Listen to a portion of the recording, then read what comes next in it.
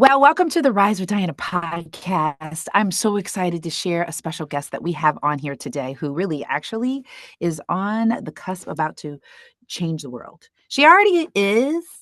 She keeps getting all these awards just because she's been doing her work.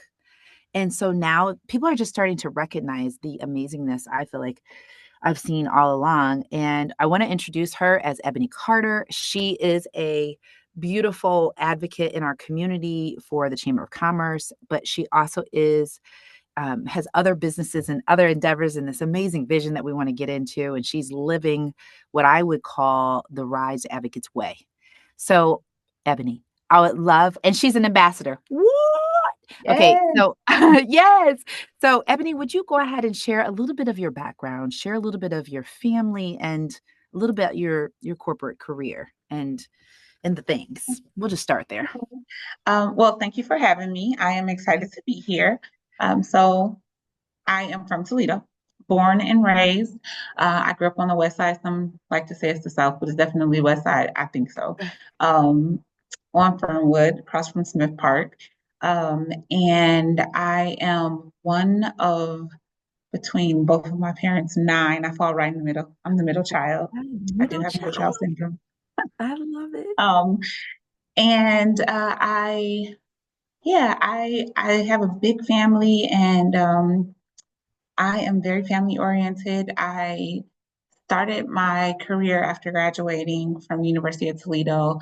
Um, I was in banking and then I went to I worked for the University of Toledo for about 5 years and then I landed my career in the Small Business Development Center at Mm. the Toledo Regional Chamber of Commerce. And then from there, I stepped into the VP role for Minority Business Services.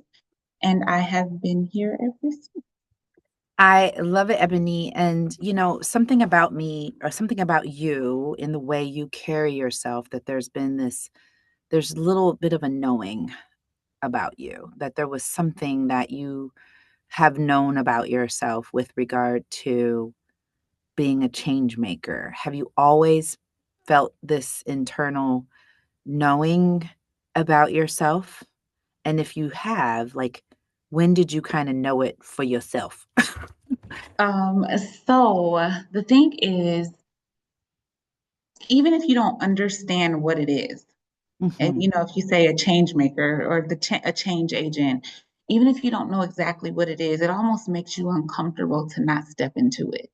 Mm. And I always understood that I was designed for being able to be a bridge and help people, but I didn't always know what it was. And sometimes on your own journey, when you don't feel like you're ready, it creates a little discomfort. And I think for me, I was uncomfortable, but not so much with the idea of stepping into that. It was more so the fact that I was running from it. The more I ran from it, the more uncomfortable I was doing anything other than what God wanted me to do. I just felt like I always found myself uncomfortable or not fulfilled. Mm. Yeah. And so you kept going. What is it that you love most about what you do now? And do you feel a connection to what it is that you feel you're being called to do? Absolutely. Um, absolutely. Because I feel like what I'm called to do is to seriously be a gap for God's people. Um, Mm. and what I'm doing now is closing a gap with the mindset of people who feel like they have to be stuck, whether Mm. it's financially, whether it's just our limiting beliefs about ourselves.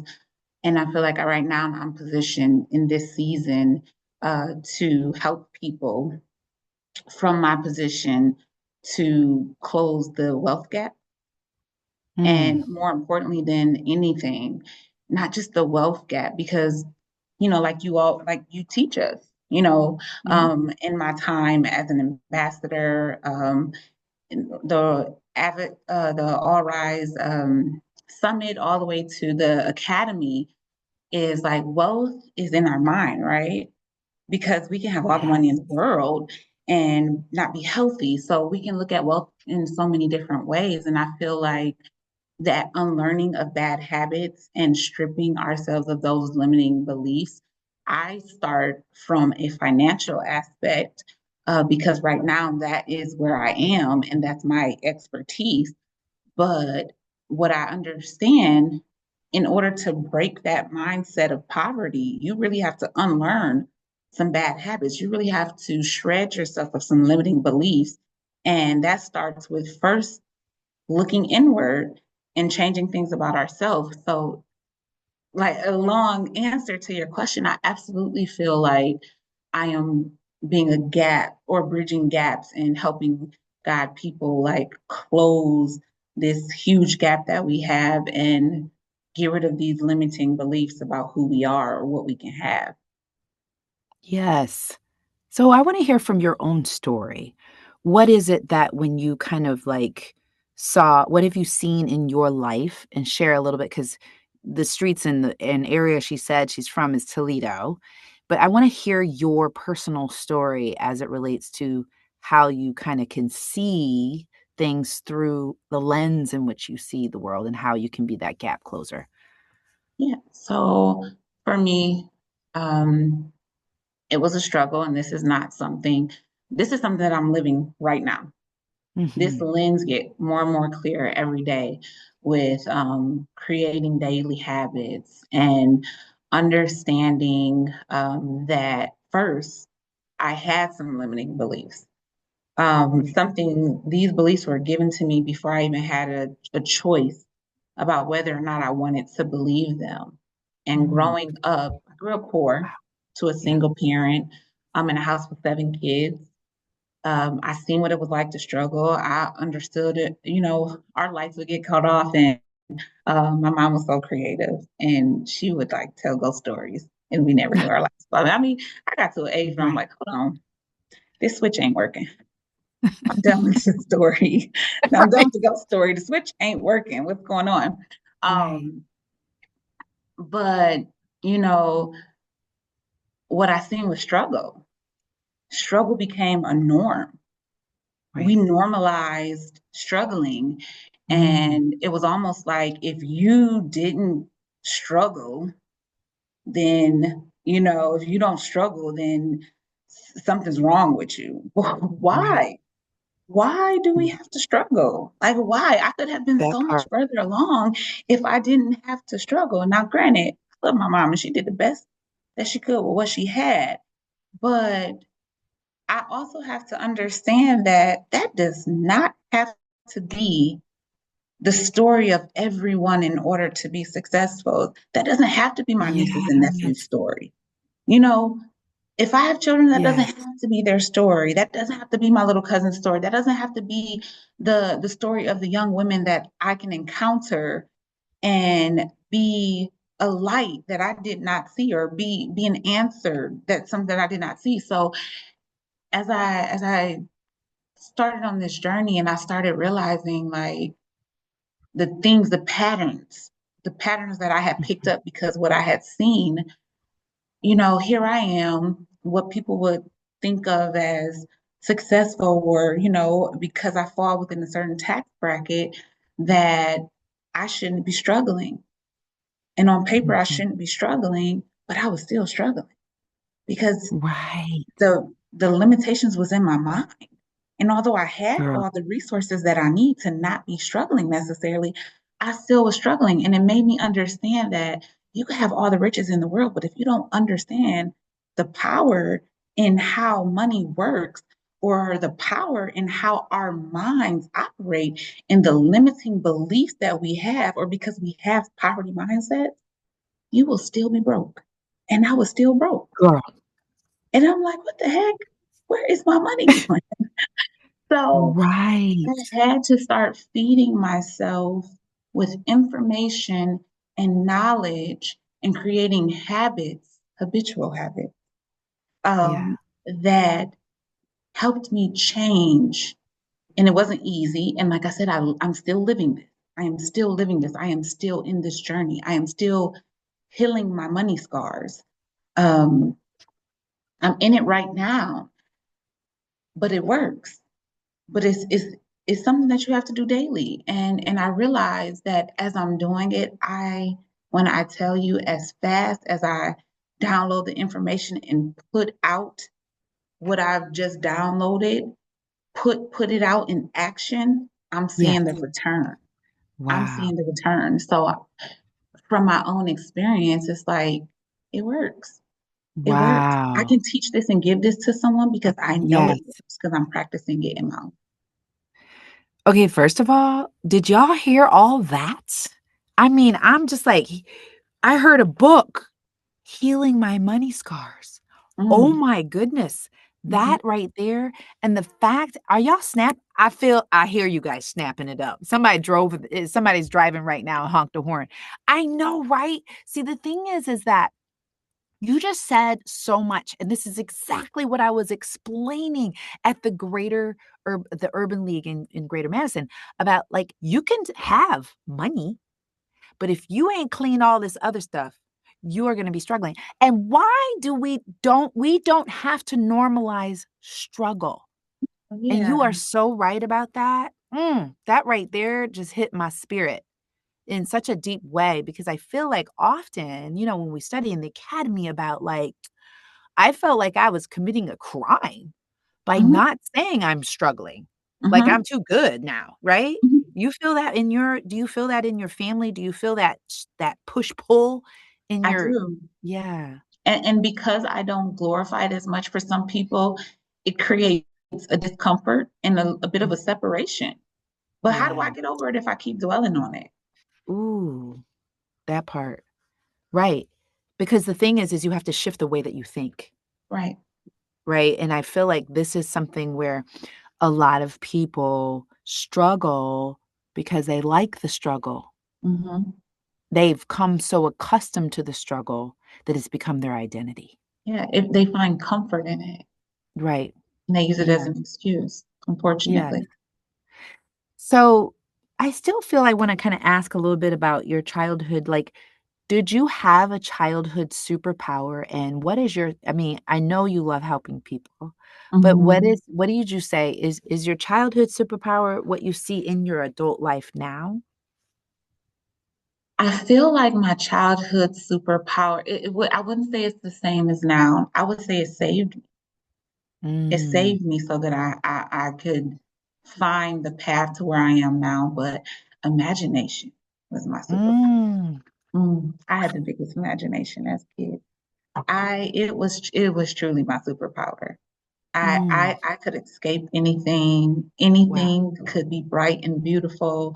I I could imagine being in, and it was so like it was. I had such a huge imagination as a kid. You couldn't tell me I didn't have a great childhood because I know that's I right. had such a good time in my mind.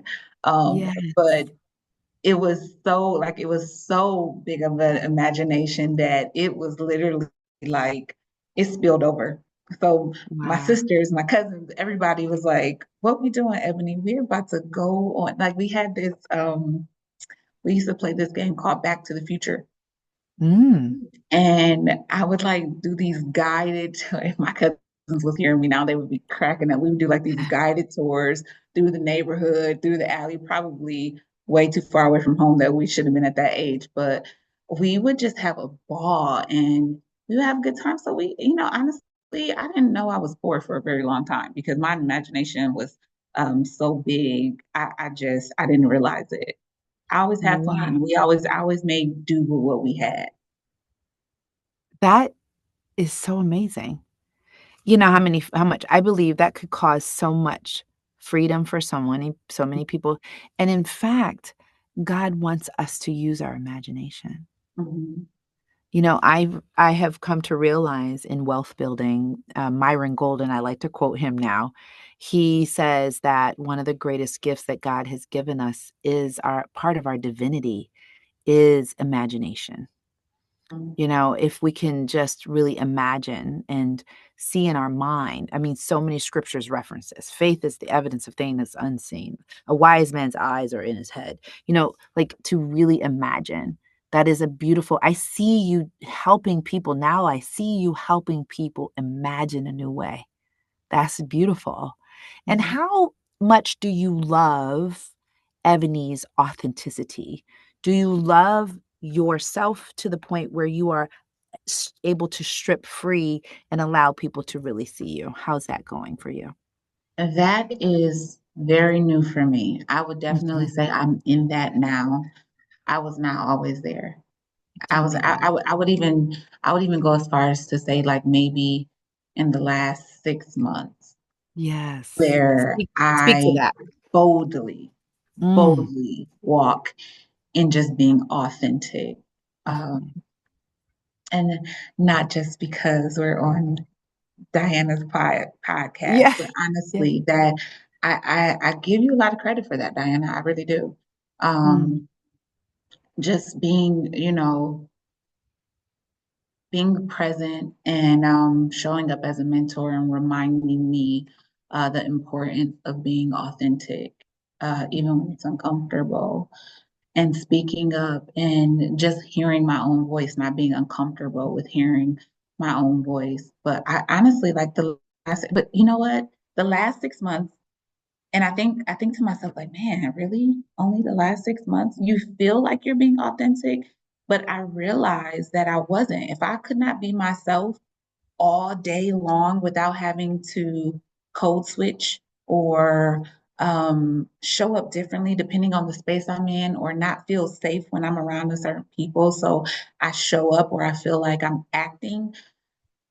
If I couldn't be Ebony all day long, I feel like I wasn't being my authentic self. There were moments where I could be, but honestly, I would say just in the last 6 months, love it, like it, or hate it, I'm showing up as me because it feels good to me.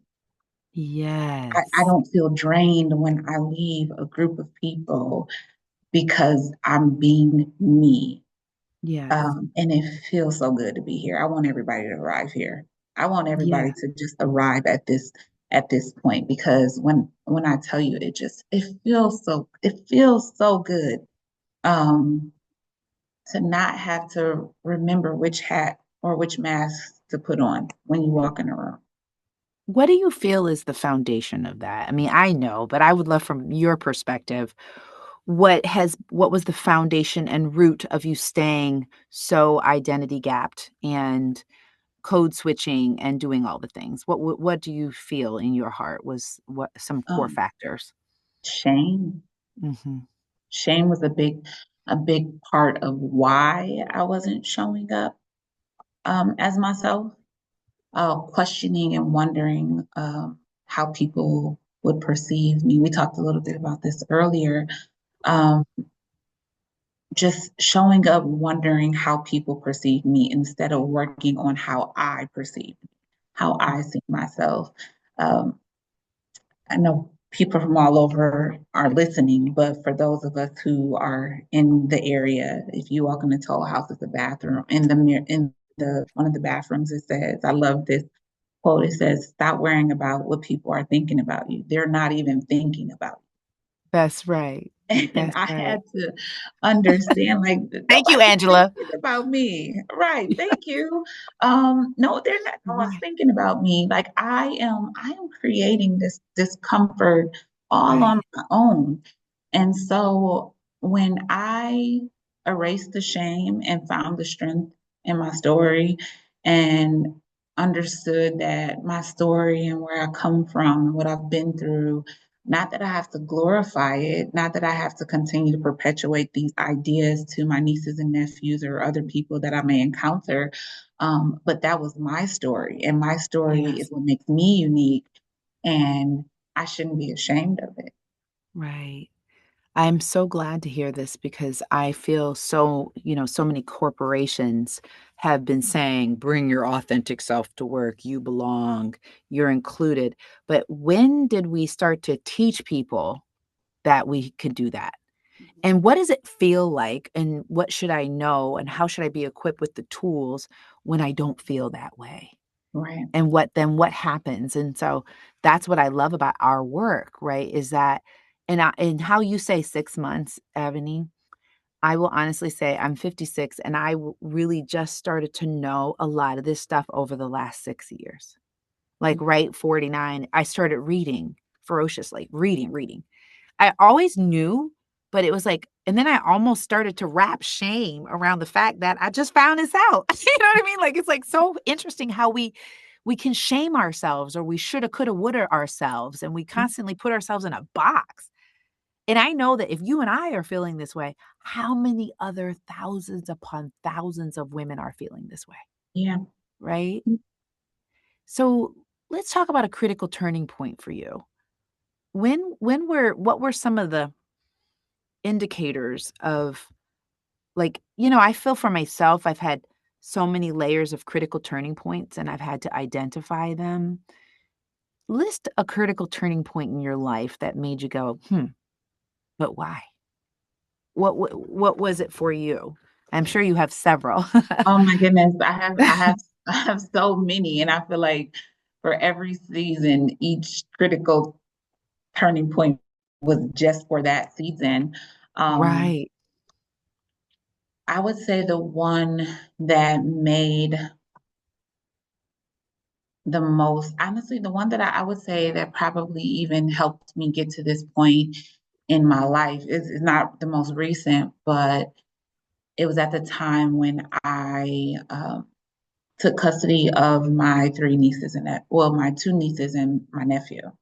Wow. So because I believe that, again, I did not want them to have to glorify this struggle. I didn't want Mhm. that to have to be their story. Um, it pushed me to make sure that it was no longer mine. Wow. So that was Wow. probably, I had to really heal from that season of my life because it was a critical turning point, but I didn't realize it while I was Mm, in it. It wasn't until I came out of it that I just had to thank God for keeping me mm, because it was so many times where I wondered like why me? Why mm. me? Why do I have to go through this? Why this is not the story that I wanted life to, to tell. So I really did struggle in it, but after coming out of it, I realized like, man, those kids saved my life. They really did. They saved my life because I knew it was more important for them to see something different than it was for me to be uncomfortable for a season. Yeah. Wow, that's profound. Ebony, I've had the beautiful honor of, watching you, and though there was one thing that you said, because 'cause we've had some times where we've talked through some really difficult, like, how do I approach this situation? What do I do here? And you said something pretty profound. You said, "I'm gonna let my community speak for me." And it was like you said that, it came out of your mouth, and then all of a sudden you started getting all these awards. It was as if you manifested this, and all of a sudden, a lot of these Goliaths, like, you knew, like, you were David. You came in, you said, "It doesn't matter whether Goliath is big or whatnot." God said that if a person curses me, then Hmm. I have power with God, or excuse me, if someone curses God or curses a child of God, which we're all child of God, but people are cursing that. I'm going to let God speak for me. And then boom, all of a sudden you started getting all these awards. You have to kind of know, like, what light are people seeing in you? What is it that they see in you? What do you think it is? But I think people appreciate that I'm just transparent. I'm Yeah. transparent and I come from a place of compassion. And I think people are tired of the old mindset and feeling like they have to fit in a box. And I feel like I represent a lot of people who don't fit in the box. Mm, And that is probably the thing that I would say that maybe attract people to me is just I don't fit in the box, and I'm not going to be judgmental, and I'm going to be transparent. And even if they decide, even if they fit in the box, step out of the box. I create a Yes. safe space for you to step out of the box. You don't have to stay in the box. The box is uncomfortable. It's stuffy in Yeah. there. Come on out Yeah. of it. And I think I create that space for people. Yes, you do. It's so evident. It's one of those things that I've been like, it admire you said you're admiring me. I've been an admirer of you, seeing the way you walk in our community, seeing there's a certain subtle strength, quiet strength that you bring in the presence of the room, right? And I see that because every time if I'm in a room and I kind of look like this, I feel like I'm turning and I like see you and it just feels good. How do you keep yourself? How do you keep yourself centered, whole, peaceful, balanced? Tell us that practice. Oh, that's easy. That's Mhm. prayer. Mm. That is prayer. I drink water, pray, and mind my business. Um, Let me take a sip. um, yeah, honestly, I mean, honestly, people really, people can drain you. Yes. Um, but people really recharge me. Mhm, And that's why I appreciate my community so much. Um, mhm, and yes, we want to have our authentic voice, but sometimes, the battle is not ours, right? We mm, just have to let who needs to fight it.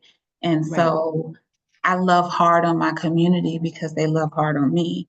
And mhm, they recharge me when I am in those spaces.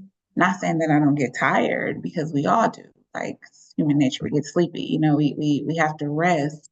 But when absolutely, I'm in those spaces and I see those faces of people who are hopeful or they're empowered through our interaction, and they get excited, and I'm able to be an ear for them or help connect them with a resource, that is very recharging for me. mm, And then I pray mhm, and I take the time to remind myself of my why, mhm, and that until the end of time, as long as I am doing, as long as I'm on my assignment that God gave me, I feel like I'll be okay. He'll take care of me because I'm doing his work. So yes, even when I feel tired, I talk to God I love and I that. and I step into the space that recharges me. Why do you think that women struggle? What do you think is a primary reason why women struggle to like hearing you? It's like, well, obviously doing that's going to help you because it just does. But what do you think is the reason why women struggle to speak up, to advocate for themselves, to see themselves as this child of God? What do you think is holding a lot of women back?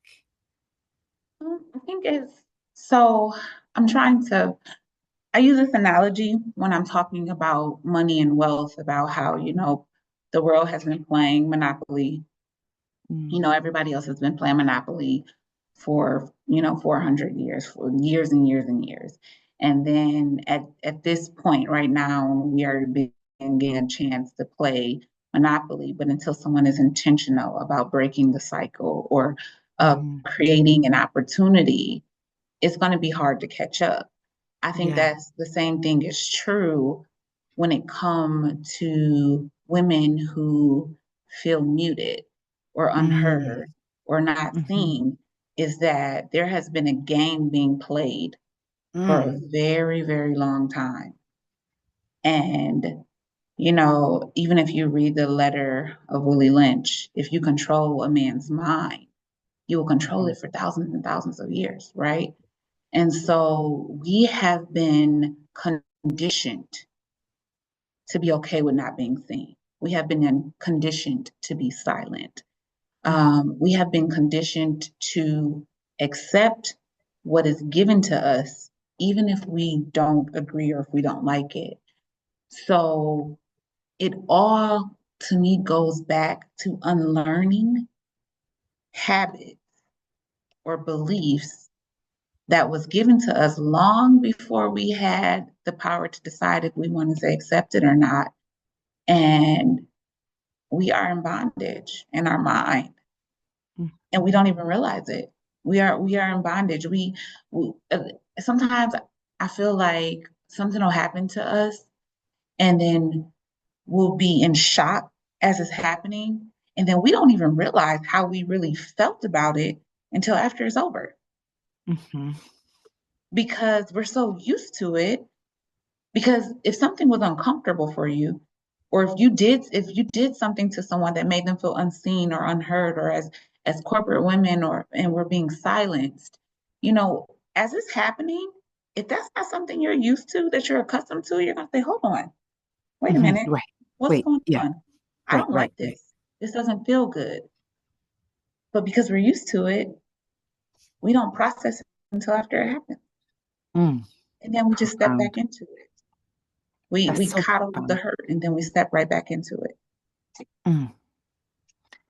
You know, if I'm sitting here and I'm listening to you and I'm new and I'm hearing you, I would likely be in tears right now because some people never heard anyone speak like this. And if they're listening and she's having a hard time, right? She's trying to figure out, like, I don't even know if I have the strength to even go into my job. What advice would you give her in this moment?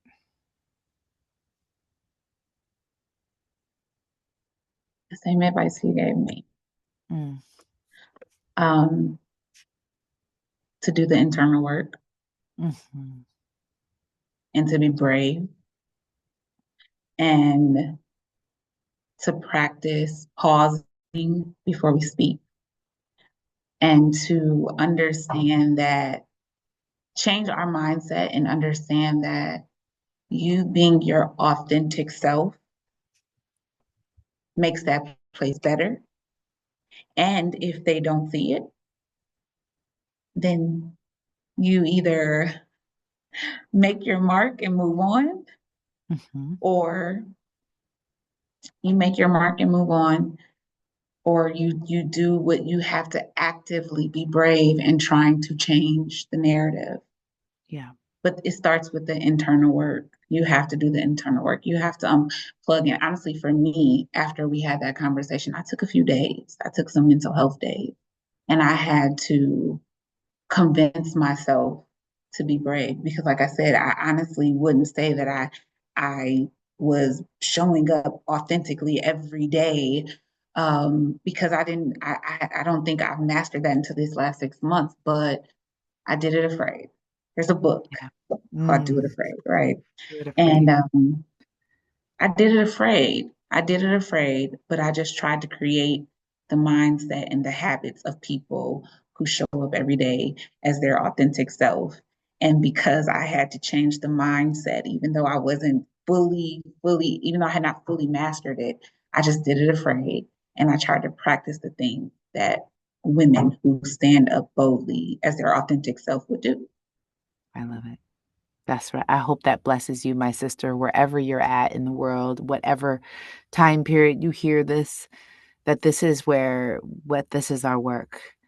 Mhm. And so Ebony, I love that. That just inspired me so much.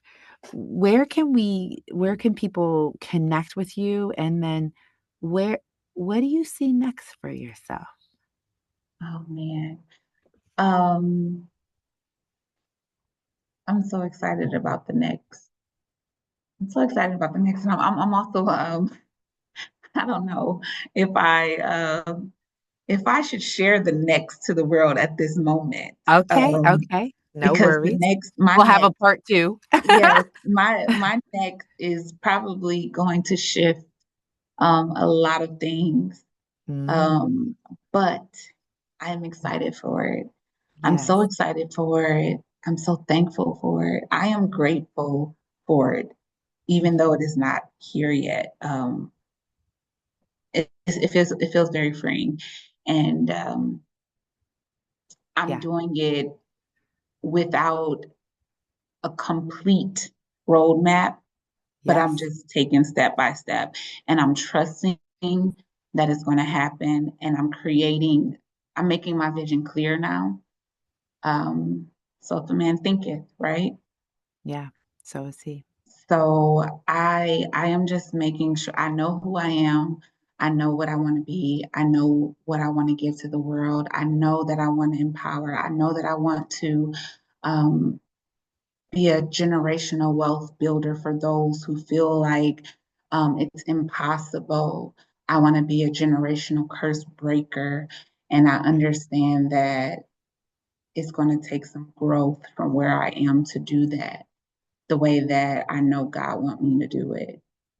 So those are the things to be expected. How I do it, I don't know if I can quite share Yeah. with the world just yet. Yeah.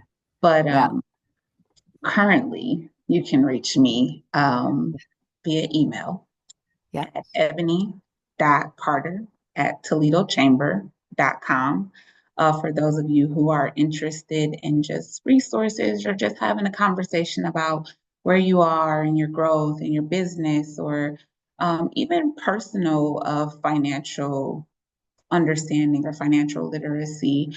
I have not mastered all the platforms of social media. So you can just find me on Facebook. That's my space. And I that's love it. Ebony Carter. And yeah, So good. I have been abundantly blessed.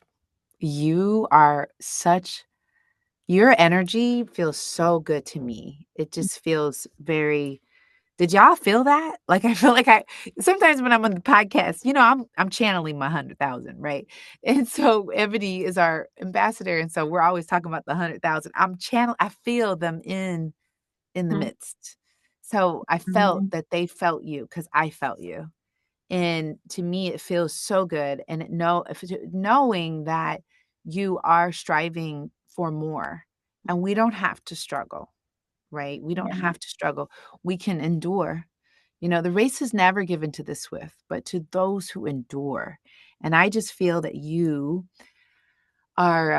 you're just all the things. And I can't wait to clip that part of the podcast when you're ready to step in and you already are in, yeah. right? Because you're already saying thankful. We could just play that at the beginning and then we can go into what you're doing. So y'all want to hear it is, don't you? I know a lot of people are like, we can't wait to hear what it is. Thank you, Ebony, so much. Thank And you. you are a blessing to me, and you are the light in me honors the light in you for all that God has created you to be. Thank you. Awesome. Thank you Well, so much. like and subscribe, everyone. Make certain you reach out to Ebony. And for those of you who honestly, she's so good at what she does. Your business will transform. I'm confident of it. So, like and subscribe this podcast. Please let us know how we're doing. Put a comment out there. Share this with someone that you know and love. We'll see you next time.